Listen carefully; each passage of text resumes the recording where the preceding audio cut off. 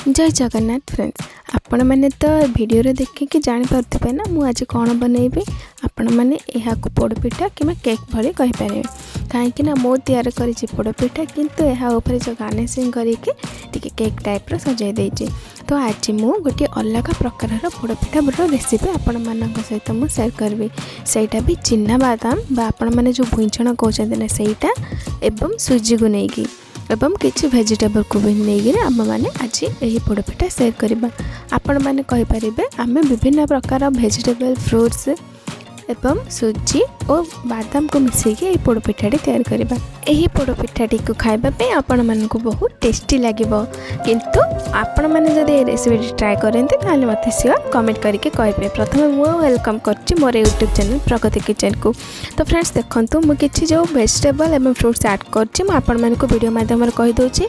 देखंतु एबे मु किछि कंदमूल बा आपण मान जो स्वीट पोटैटो कहउछन ना सेटा को काटिकी धोईकी सफा कर नहीं एवं ता मध्य रही बोईतालू को मध्य आपण मैंने ये काटी नेबे एवं कदली और नड़िया। एबे देखंतु केक रे बा पोड़पिठार मध्य केक रो फ्लेवर पाबे मु किछि बेकिंग पाउडर यूज करछि एवं अलैच और गोलमरिच एवं रात रे रही जाइबा क्षीर को छेड़ीकी मु छेना कर नहीं ता मध्य फ्रूट्स मध्य रही काजू एवं बादाम। एपर देखंतु मेन इंग्रेडिएंट्स होछि आम रात तैयारी करके रखिथिबा चिना बादाम रो गुड़ बा मिठा।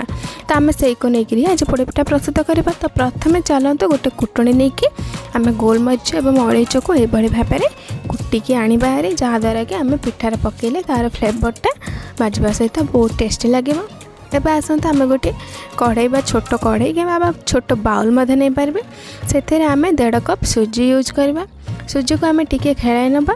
खेलाई सारापर आम एधा चामच बेकिंग सोडा बा आपण मैंने बेकिंग पाउडर मध्य यूज करें। किंतु बेकिंग सोडा जितेबाला यूज करें ना तार क्वांटिटी आपण मैंने टिके कम रखिए। तो ये चलते आम स्वाद अनुजाई यही समय लुण पकई नवा। तो मुझे 1/2 चामच लुण पकई पकईकि सब को भल भाव में मिसाई दूचे। एबे आम ये सुजी को टिके ओदा ओदा बा मैश बा टाइप रखापी आम अल्प पानी देदेला। अल्प पानी देके यही सब को भल भाव में मिसाई दबा जहाँद्वारा कि आमर सुजीटी टिके सॉफ्ट हो जाए जहाँद्वारा पिठाटी बहुत भल भाव में हम।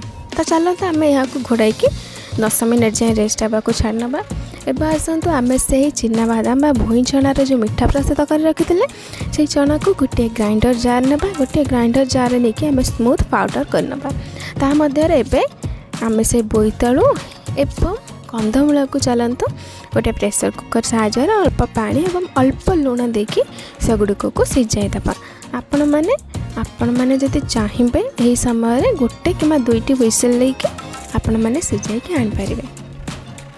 देखंतु कंदमूल सीझी सारी एवं आम गैस फ्लेम को बंद करनवा।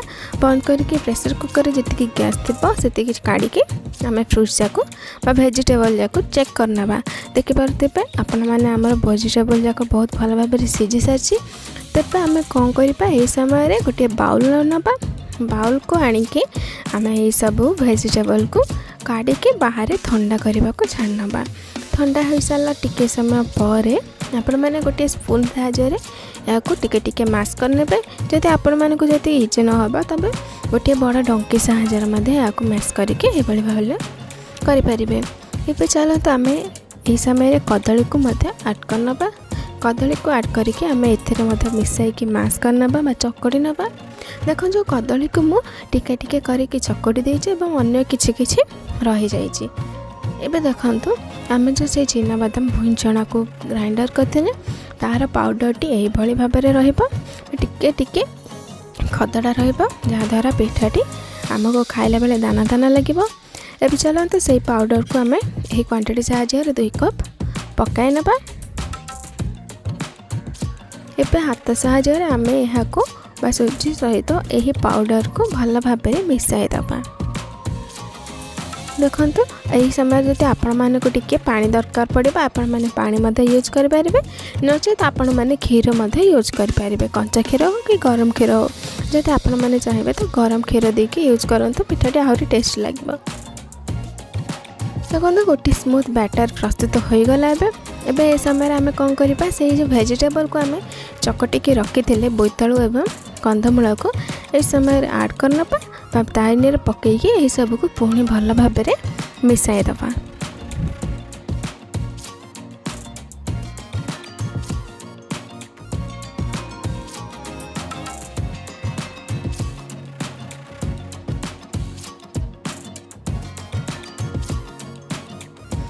एबे आसतु आम गोटे छोट पैन ना पैन टी गरम हो आसिले आम से देसी घी 2 चम्मच पकाई नबा पकाई सारा पर आम से ड्राई फ्रूट्स एवं नड़िया को टिके फ्राई करके पकाइबा। तो आपण मैंने प्रथम काजू किशमिश एवं पर सब नड़िया को पकाई नेबे पकईकि गुआघिया टिके अल्प समय जाए जब भाजी ने ना भाजिकी पकईले पिठार फ्लेवरटा बहुत भल भाव में आसए। आपण मैंने यही टाइप्र करेंगे नचेत आपण मैंने जदि टाइम नथिबा तो यह को डायरेक्ट मध्य पकई पारे। देखो यही सब ड्राई फ्रूट्स जाक भल भाव में भाजी हो सारी तेज चलतु आम यही बैटर रे आणिक पकई नबा एवं बैटर रे पकई सारा पर आम यह को बैटर सहित भल भाव में मिसाई दबा।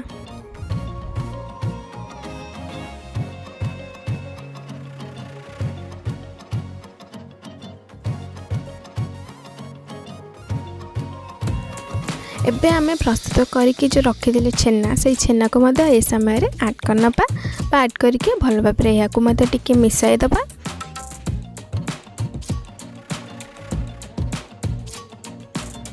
एबे आमे जो रखीदे बादाम बा आलमंड्स ए गुड़िक आम पकाई नबा ता मध्य आम जो छेचिकी रखीदे गोलमरीच और अलैच गुंड को पकईदेबा।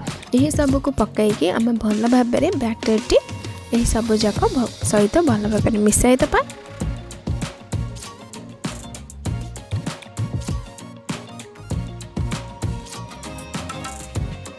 देखो फ्रेंड्स मुझे बादाम को अल्प पकईकि अल्प साइड करके रखी कहीं आम जिते पोड़पिठा प्रस्तुत करवा ना तापर टे गार्निश करवा। तो देखो पोड़पिठा प्रस्तुत करने आपण मैंने जेकोसी रसर यही भाव में कंसा कि आपण मैंने चाहिए ना कड़े यूज करें किंतु मुझे नहीं जाइए नेलापर अल्प तेल लगे ग्रीस कर नहीं गोटे बटर पेपर को आणिकी पुणी थे तेल पकईकि यही भाव में टिके ग्रीस करनबा जहाँद्वारा कि आम पिठाटी बहुत भल भाव में बाहरी पड़ो। ये चलते आम से बैटर को ए पकई नबा ए पकई सारा पर आपण मैंने टिके भल भाव में खेल ने जहाँद्वारा कि पिठाटी सेपटा बिगड़बनी बहुत साइज भल भाव में हो पार। एबे चलते आम से बादाम को जो रखी अल्प पकईक अल्प से सब यह मध्य पकईके गार्निशिंग करवा। एबे चलते टिके सुंदर देखा जावाई मुझे त्रुटी फुटी एवं किसी चेरी के ऐड करके गार्निशिंग कर देइछि। देखो आम यही भाव में गार्निशिंग आपण मैंने चॉइस अनुଯାयी आपण मैंने करें। देखो हो सारा एवं आसतु आम गैस को ऑन करवा गैस को जिते लो फ्लेम रे रखिकी पोड़पिठा प्रस्तुत करेंगे। आपण मैंने प्रथम तो गैस को लगे यही भाव में करने। देखो 45 मिनट है पर आमर पोड़पिठाटी बहुत भल भाव में हो सारी आपण मैंने चाकू साहाय्य देखिपे मुझे गुड़ाक जो लगी पूर्वर 2 थर टेस्ट करते से गुड़िक लगे किंतु एबे लास्ट टाइम पे जिते चेक करे से लगलानी जहाँद्वारा कि आम पोड़पिठाटी सिझी सारी। एबे चलते से छुरी साहाय्य ही आम 4 साइड जा टिके माने मैश कला टाइप्र काढ़ी नबा जहाँद्वारा कि आम पिठाटी बहुत इजिली बाहर पड़ो। देखो तो मो 4 साइड जा टिके माने साइज कला पर काढ़ी नहीं एबे आम से प्लेट को यही पिठा साहाय्य अल्प उबड़े काढ़ी नबा जहाँद्वारा आम पिठाटी भल भाव में बाहरी सरला। एबे चलतु आम ये पिठा को टेके समय जाए साइड करके रखी नबा जहाँद्वारा कि ठंडा हो सारा पर आम यहाँ कट करवा। किंतु आपण मैंने वीडियो बनाऊली से लगे आपण मानक देखे दूसरी जो पोड़पिठाटी किपर यहाँ कट करके मुझे आपण मान सहित सेयर कर नौची। देखो तो पोड़पिठाटी तो बहुत भल भाव में सिझी सारी आपण मानक कट करके मुझे देखे दूसरी। आपण मैंने वीडियो माध्यम देखिपे कि यहाँ पीसेसटा बहुत भल भाव में बाहरी सारी आपण मैंने देखिपे भितर बहुत भल भाव में सिझी जाइए।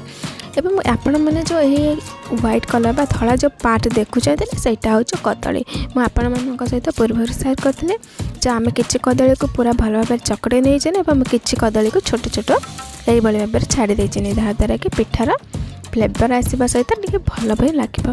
तो आपण मैंने फ्रेंड्स यही भाव में किसी अलग उपाय पोड़पिठा प्रस्तुत करूँ एवं निज फैमिली सहित निजे टेस्ट करूँ किपरि लगे मो सहित सेयर करूँ।